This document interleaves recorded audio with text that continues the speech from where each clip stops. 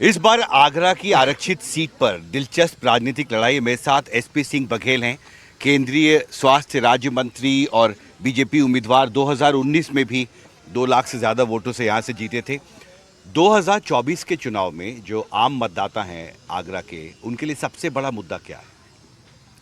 अ, आपने कहा ना कि दिलचस्प राजनीतिक, जरा भी दिलचस्प नहीं हो रही है कहीं नहीं है। क्योंकि एक तरफा हो रहा है। दिलचस्प हुआ था जब अखिलेश यादव से फिरोजाबाद लड़ा था, फिर डिम्पल यादव जी से फिरोजाबाद लोकसभा, फिर अक्षय यादव जी से, फिर अभी करहल लड़ा था। ये लगभग एक तरफा चुनाव है। और पिछली बार जब लोक दल, सपा और बसपा एक साथ लड़ रहे थे और आप आई भी थे, मेरे को याद है, तो अब लोक दल का जो हैंडपंप है वो हाथी को पानी पिला रहा था। इस बार लोक दल का हैंडपंप का पानी जो है कमल खिला रहा है। और समाजवादी पार्टी और बीएसपी अलग अलग हो गई है। तो पिछली और दोनों में वोट ट्रांसफ़र करने की क्षमता थी। तो यहाँ बीएसपी के प्रत्याशी थे जिस पर हाथी पे साइकिल चढ़ गई थी पूरी तरह, तब 2.25 लाख से जीते। अब लोकदल हमारे साथ है, सपा बसपा अलग है। और जो सपा बसपा के प्रत्याशी हैं, मैं आपसे ये निवेदन करना चाहूँगा कि किसी भी बस्ती में खड़े हो जाए और रैंडम पूछ लीजिएगा, रैंडम ना, वहाँ हमारे कार्यकर्ता होना चाहिए ना किसी के, कि क्या समाजवादी पार्टी के प्रत्याशी और बीएसपी का नाम पता है, तो लोगों को नाम नहीं पता है, लेकिन चिन्ह पर आजकल वोट पड़ता है। यदि इस देश में जातवाद ना होता और गोत्रवाद ना होता, कट्टर धार्मिक अल्पसंख्यक न होते और अपनी बिरादरी के नेताओं के खूंटे से बंधे हुए लोग अंधभक्त ना होते और मोदी जी के लाभार्थी केवल अपने परिवार के साथ यदि बीजेपी के कैंडिडेट को वोट डाल दें, तो यूपी में तो छोड़ो, तमिलनाडु में भी कमल खिल जाता।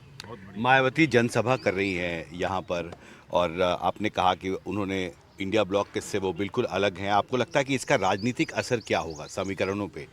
सपा और बसपा पिछले बार साथ थे, इस बार नहीं है, तो उसका क्या असर क्या होगा इस सीट पे? इस सीट पर अलग होने से जो बहन जी के मतदाता हैं वो बीएसपी को वोट डालेंगे, समाजवादी पार्टी के हैं मतदाता हैं वो समाजवादी पार्टी को डालेंगे। पहले दोनों एक हो गए थे।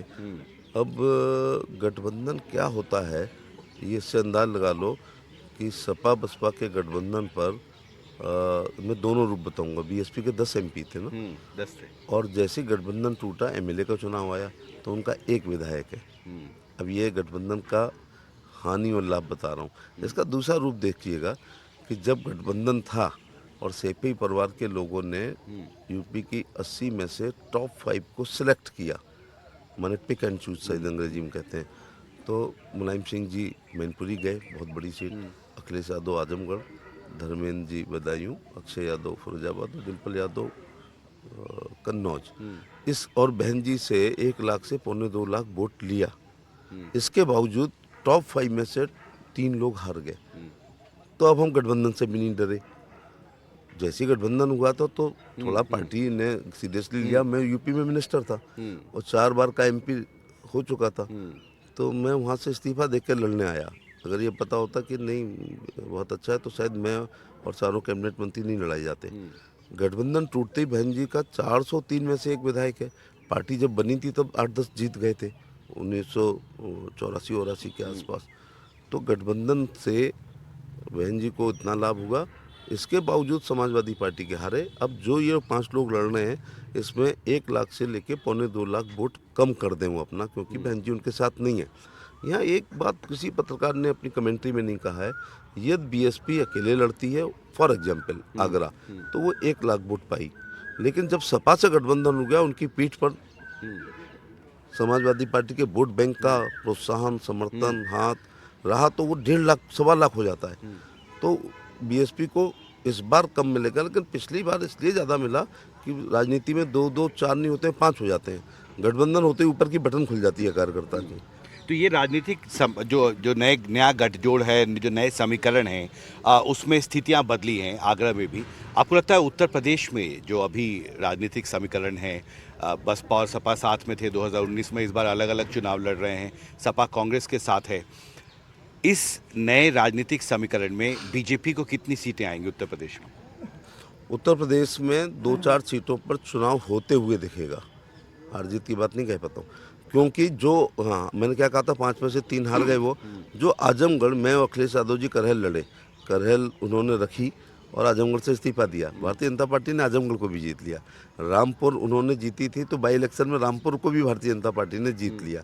कहने का तात्पर्य है, मैं नाम नहीं लूँगा, वहाँ के प्रत्याशी कहते हैं कि आप जो है हमारा संघर्ष दिखा देते हो, तो 5-7 सीटों पर चुनाव होते हुए सा दिखेगा उत्तर प्रदेश में। उत्तर प्रदेश में। शेष सब जगह भारतीय जनता पार्टी। और मुझे ये लग रहा है कि जब मैं गांव में जाता हूँ तो एक आदमी ने मुझसे ऐसे कहा कि जो अच्छे अच्छे राजनीतिक पंडित नहीं कह सकते, कि अखिलेश यादव या राहुल गांधी हमको कालिदास ना समझें। तो मैंने समझा नहीं कालिदास का क्या मतलब है। कालिदास तो बहुत महान आदमी है। बोले नहीं, जिस पेड़ की टहनी पर वो बैठे थे डाल पे, उसी को काट रहे थे। तो जब हम मोदी जी के विकास रूपी वृक्ष से पिछले 10 साल से शौचालय रूपी लाभ, अथवा आवास, अथवा 5 किलो गेहूं चावल, अथवा उज्ज्वला का सिलेंडर, अथवा सौभाग्य की बिजली, या किसान सम्मान निधि पाई रहे हैं, अथवा आयुष्मान का कार्ड से इलाज हो रहा है, स्वनिधि में लोन मिलकर केले वाले, अंडे वाले, ठेले वाले, pasta, pizza, burger, chow mein, momos, मूंगफली, रेवड़ी गजक वाले अपना रोजगार चला रहे हैं। तो हम उस पेड़ में पानी, खाद, डीएपी, यूरिया डाल के उसको और मजबूत करेंगे, ना कि उसको हम काटेंगे। तो कितनी सीटें मिलेंगी बीजेपी को यूपी में? 80 की 80। अब मैं एक बात और कहना चाहूँगा कि मैनपुरी लोकसभा पर गठबंधन था। स्वर्गीय मुलायम सिंह यादव बहुत बड़े नेता मैनपुरी लड़े। आपको पता है रिजल्ट कितने का आया था? 96,000 का। और बीएसपी से 1 लाख लिया होगा, तो वो चुनाव भी हारा जा सकता था यदि बीएसपी वहाँ नहीं होती। अब स्वर्गीय मुलायम सिंह यादव जैसा कद्दावर नेता नहीं लड़ रहा है। नंबर 2 बात, बीएसपी का गठबंधन नहीं है। और इस बार प्रत्याशी वहाँ के कैबिनेट मंत्री लड़ रहे हैं, जयवीर सिंह जी, तो वो भी फंसी पड़ी है। एक आखिरी सवाल, राहुल गांधी ने जो फैसला किया है रायबरेली से पहली बार चुनाव लड़ने का, राजनीतिक तौर पर कितना महत्वपूर्ण है यूपी की राजनीति के लिए चुनावों के संदर्भ में? ना तो ये न्यूज़ है, ना ये ब्रेकिंग न्यूज़ है, क्योंकि 2019 में अमेठी से लड़ने 14 में जो है 14 में अमेठी का किला स्मृति ईरानी जी ने हिला दिया और 19 में गिरा दिया। और उनको आभास था, अगर अपने निंदक नेरे राखिए आंगन कुटी छवाए, अगर हम लोग अपने साथ अपने दोस्तों को निर्भय होकर बात कहने को कहें तो हम बहुत सी परेशानियों से बच सकते हैं। जैसे वो बच गए, वरना वो सदस्य नहीं होते, तो वो वहाँ चले गए केरल में। किसी वायनाड से किसी मित्र ने कह दिया होगा कि हाँ भाई खतरा है, तो उन्होंने वायनाड से चुनाव लड़ा, वो बात सिद्ध हुई, अमेठी वो हार गए। अमेठी के हार से जो परंपरागत पैतृक सीट थी, यहाँ से इनका हवाई जहाज उड़ता है दिल्ली से, फुर्सतगंज हवाई अड्डे पे ही उतरता रहा है, माँ भी, बहन भी और भाई भी, और अमेठी नहीं बचा पाई। सोनिया गांधी का जी का राज्यसभा में जाना पलायनवादी नीति है। जिस रायबरेली से वो लगातार 52, 57, 62, 67, 74, 77 को छोड़ के, सॉरी, क्योंकि राजनारायण जी ने इंदिरा गांधी जी को हरा दिया था, और अमेठी में रविंद्र सिंह ने संजय सिंह को हरा दिया, संजय गांधी को हरा दिया था। जैसी अमेठी और रायबरेली एडजर्निंग सीट है, जिला ही एक था उसी जिले से, तो जैसे ही अमेठी हारे हैं तो सोनिया गांधी कॉन्फिडेंस लूज कर गई और राज्यसभा में चलेंगी। स्वास्थ्य का कारण मैं इसलिए नहीं मानता हूं कि ये लोग आते ही थे 4-6 महीने में एक बार अपनी लोकसभा पर में। राहुल गांधी का रायबरेली से चुनाव हाँ, तो रायबरेली वो अपनी सेफ मानते हुए गए हैं। तो पिछली बार अमेठी हारी है, इस बार रायबरेली की बारी है। तो रायबरेली से लड़ने का मतलब ये है कि सेंटिमेंटल बात करेंगे वहाँ पर, और अमेठी वो हार गए हैं, और हारने के बाद अच्छे अच्छे लोग पार्टी छोड़ देते हैं या ज्वाइन कर लेते हैं।